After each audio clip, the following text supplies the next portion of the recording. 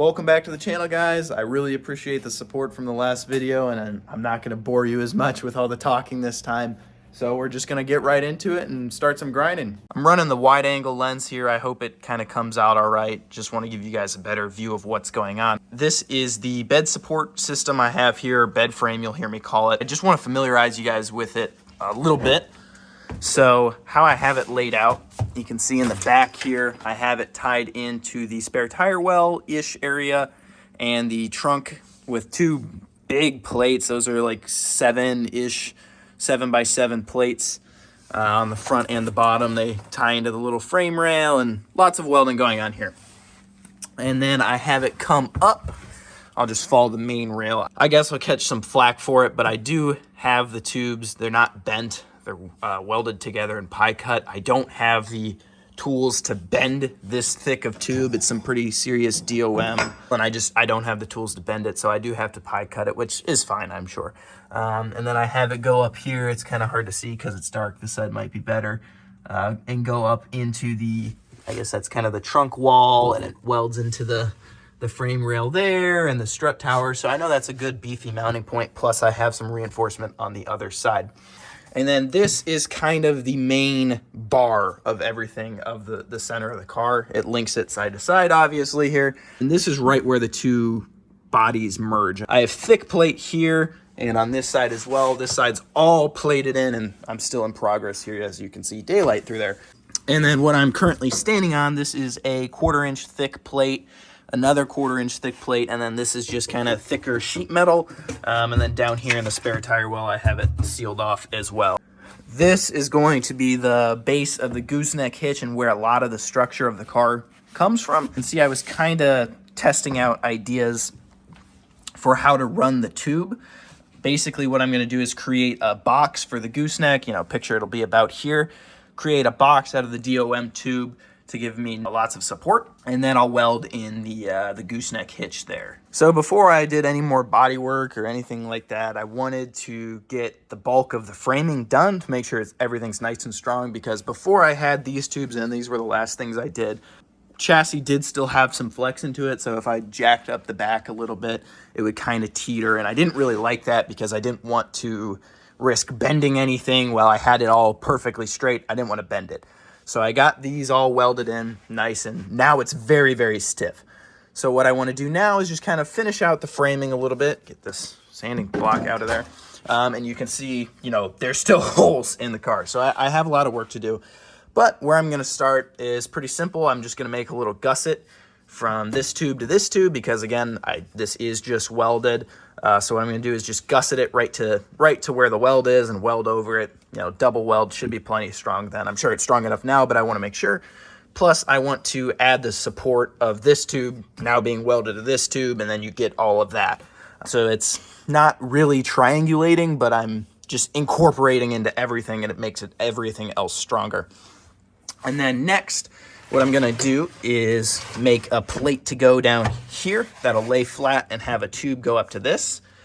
And you might be able to see down there, that is the bar that links my subframes together. I need it to bolt onto that because that is technically a removable piece. If I ever need to remove the subframes, I don't see I will, but I don't want to screw myself. So I need to be able to bolt to that piece. So what I'm gonna do is have a tube come down here, go onto a plate, and then I'll run bolts through it and basically build the opposite of that on the other side. So I'll have a plate on the back side and then a tube that goes down into that. And you know, you can see it's off center here, but I'll be able to angle the tube and it won't be a problem. Like I said, I'm just working on making a gusset plate from this tube to this tube. For all my gussets, I'm gonna use 1/4 inch plate steel. And what I'm doing is I just use a piece of cardboard and some scissors, and I always kind of keep a little small piece of tube around just to get the radius right. And all you do is just cut out the cardboard to make yourself a nice template, and that's pretty much what I want there. And so I'll draw this on a piece of plate steel and then just cut it out, plain as day. What's really important, what I've really learned, is thinking ahead. And it's kind of hard when you don't really know. Like with this build, for a little bit, I did just have to jump in kind of blindly and figure out problems as I went. But just one small thing I can tell you right now is I don't want this piece of cardboard or what's going to end up being plate steel, to be any higher than the top of this tube. So if you see, I'm going to have it templated so it's a low point, basically. I want this steel tube to be the highest point in the system, because ultimately I'm going to cover it with a piece of wood and then build fiberglass on top of that to make my bed. I'm not going to use a metal bed just because I used fiberglass in the last one and it worked out great. I was very happy with it, so I'm just going to do that again. But the fiberglass is going to rest on this, and I want it to be, you know, level. I don't want to have a bunch of different metal heights going on that I'm going to have to grind down. So if you just, you know, it's simple, but if you think ahead now, it saves you a lot of time later. So I'm going to cut this out and get to it. Got my template transferred over to some 1/4-inch plate, and I'm just going to cut it out. I don't have any really fancy tools, so I'm just going to blast it out with an angle grinder. I'd love to get a plasma cutter, and I think probably by the end of this project I will, just because it really sucks cutting this 1/4-inch and even 1/2-inch plate with an angle grinder, but you know, I got to do with what I got now. Alrighty, got the piece cut out, and I ground down the welds just a little bit to give me a little smoother surface to stick this on. So I'm just gonna weld her in. Awesome, got this welded in. Now that I see it, I'm not wild about the rectangle, so I might angle it or something just to make it look a little bit better, but whatever, it works for now, good enough. I welded both sides, perfect. So what I'm doing now is I just cut out a cardboard template for this plate. I want to keep it not as big as I can, but I want it to be pretty big so it grabs more material and sandwiches it. But this should be good enough, I think. I could go up into this region, but there's not much access up to here underneath. So I think this is probably as big as I can get and, you know, still have room down there to get to it. So what I'm going to do is after I cut it out, I'll weld it along this seam and then to the frame rail here. And then I'll just, you know, make a tube pretty easily there. It will... You know, I guess I can show you a couple tricks on how to cope the tube, that's called, or cope or notch it to match this tube, and then it'll just be flat on the bottom. So that's really not that hard, but I guess I can show you guys a couple tricks if you don't know. Got the plate cut out and welded in. I just did the 2 main welds on the frame rail, and then my sheet metal that I have here. I'm going to weld this bit, you know, there and there, after I bolt it, or after I through bolt it, because I want it to suck up the metal, just because this is just pretty thin sheet metal, and I want it to suck it up before I weld it, so then it's, you know, it doesn't create a wrinkle underneath it, basically. It's kind of hard to think about, but, you know, trust me. I'm going to put the tube in now. So what I'm going to do is just cut out that length, and then I will I'll take a hole saw. Actually, this is 1 3/4 inch tubing, and I just have a 1 3/4 inch hole saw, and so I'll drill it into the side of the tube, and that's basically the easiest way to get a cope or notch on the tube. And then I'll measure out the distance from the base or bottom of the cope down to the plate, and that's that. Got the tube all notched out. It's not perfect, but you know what? It works. All I used is just the proper size hole saw and my clapped out vise that it actually ripped all the mounts out, so I'm gonna have to through bolt those. But it works. It's, you know, like I said, not beautiful, but it'll be fine. Alrighty, I got the tube all welded in. I got the flash on my phone, so hopefully it doesn't ruin the view or anything.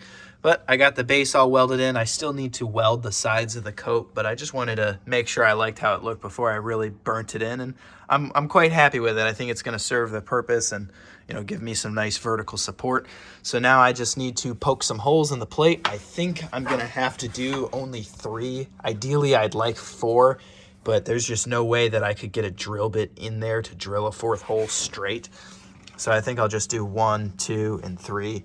And that'll have to be that, and I'm sure that'll be fine. So I'll start working on the plate that goes underneath and then work to tie it into that tube right there. Alrighty, I got the through bolt plate on. I only have 2 bolts through it now, but I'll go down below and show you what it looks like.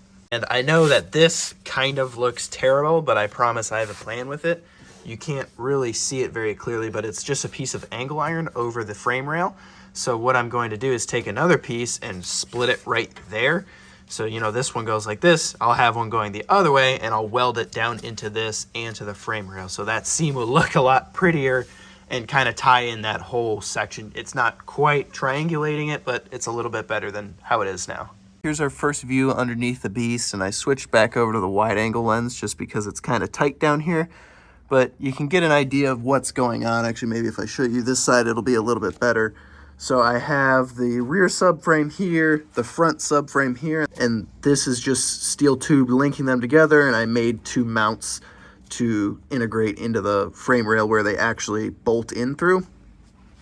So what I'm gonna do on this side is I'm gonna drill another hole here and another hole here, and then kind of in the center of that bolt pattern, I'll have a piece of tube come down and link to this.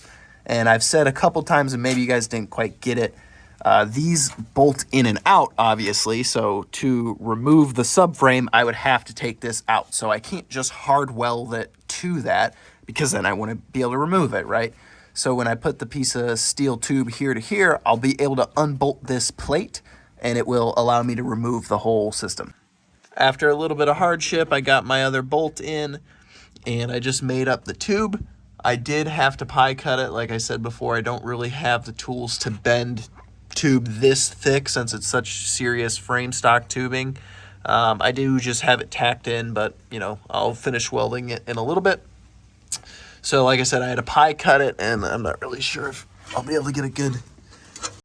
Because I pie cut it, I put a pretty beefy gusset on there just across the whole tube. I don't think it's ever going to, you know, flex or be a problem.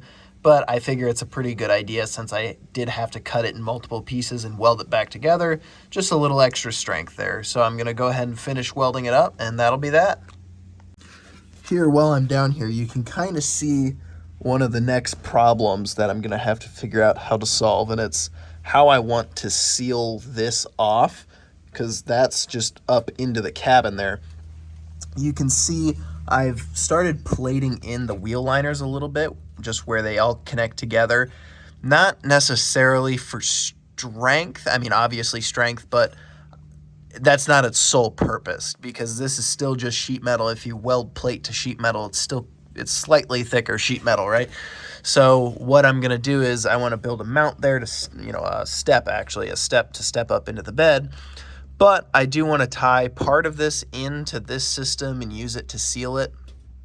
But I don't really know how I want to go about doing that. So if you guys kind of have any recommendations, I think I'm just gonna have to get in here and go nuts, and you know, I won't really know till I know. But if there's any stellar ideas, do let me know. Alrighty, we're back up top, and I'm really happy with how this came out. I only have 3 bolts in it now. I'm sure it's plenty, but I'm going to put a 4th. Just when I was drilling this one, I started getting sprayed in the face with metal shavings because I had to drill it from underneath, and I just wanted to push it off for a little bit. So what I can do, now that I have it sandwiched, I can go ahead and fully weld this out. I wanted to delay just so I didn't end up with a crease underneath this, and then weld it and then suck it up. It just wasn't gonna work out well. Not only am I happy with how it looks, I'm really thrilled about the functionality of it. Now I've made a big step. I have the upper support system linked to the lower system.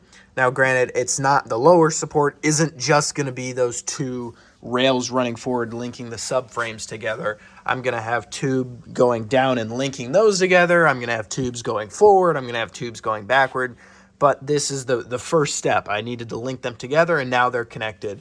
So basically, I just need to do the same thing for the other side, and I'm not really going to bore you guys in showing you the same exact thing.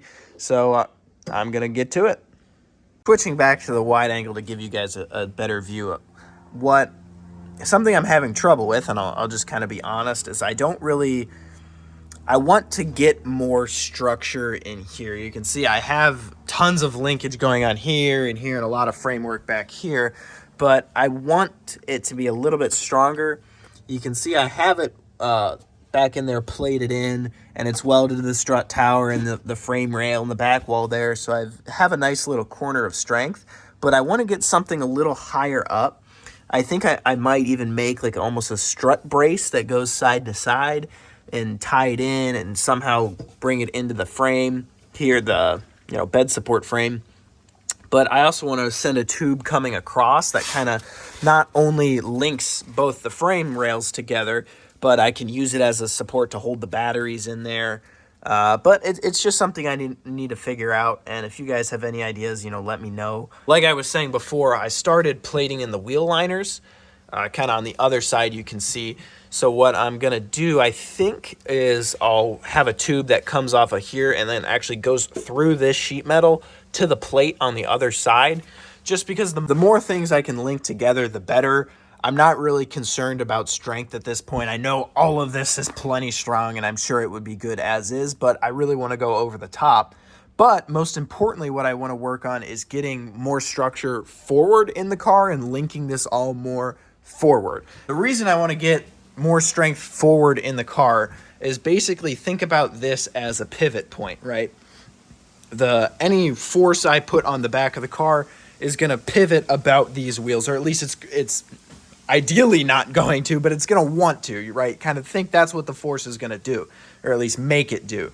So the farther I can put it more forward, put structure more forward, it's going to want to pivot less, or it's going to take a lot more to make it pivot, if that makes any sense. Okay, I promise I'm not going to go crazy in depth about everything, but this is a really important part, and it's kind of cool just to think about physics and engineering, so I kind of want to make it very clear for you guys. So imagine this is a cantilever beam, and it basically is you want it fixed on one end, and then it can move on another. That's basically what That's annoying. We're back after I was so rudely interrupted by my air compressor. So what I was saying is picture this edge as the wheels of the truck. That's the pivot point for the back half.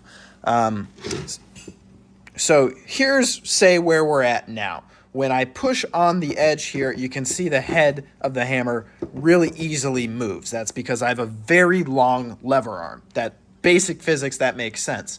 But if I now push my cantilever in more, granted, I am bringing the pivot point closer, but kind of use your imagination a little bit.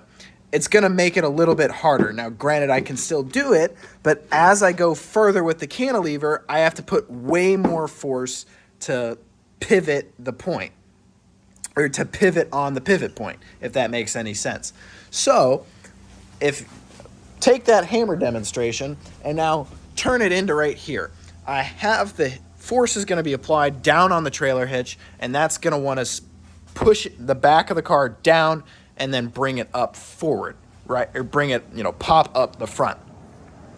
But if I extend that cantilever, say, to the middle of the car, it's going to have to try and pick up that whole section of the car, and it just won't be able to because it's so much weight, it's so stiff, it's so well reinforced.